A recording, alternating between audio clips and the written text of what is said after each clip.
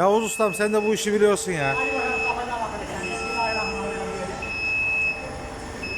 Önce bir kalıbı yavaş bırakıyoruz böyle. Tam sıkmıyoruz. Bunu da zaten kapalı.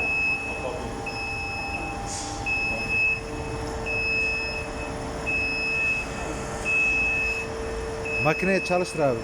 Motora bas. Oraya gel. Allah Allah.